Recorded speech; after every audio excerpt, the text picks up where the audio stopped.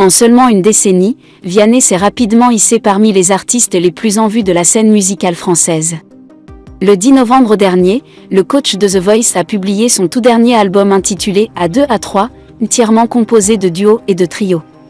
On y retrouve des collaborations avec des artistes tels que Zazie, Mika, Kenji Girac et MC Solar. Le jeudi 30 novembre, le talentueux auteur-compositeur-interprète âgé de 32 ans était invité sur l'émission En Aparté diffusée sur Canal+.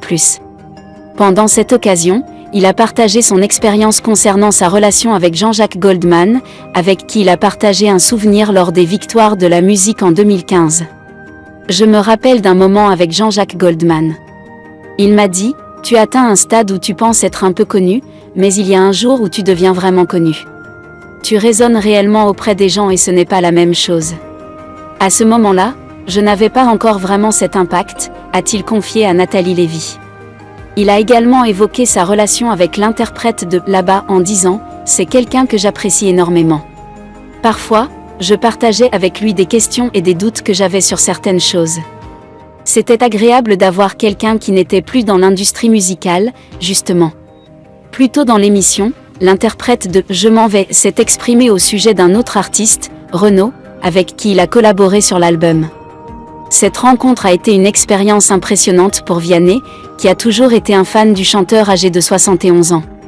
Chaque instant passé assis à ses côtés, à réfléchir à ce que nous allions faire, à échanger des regards, quelques mots. C'était assez bouleversant pour moi, a admis le jeune papa. Renaud n'est pas très bavard, a souligné Nathalie Lévy. Non, il est plutôt silencieux.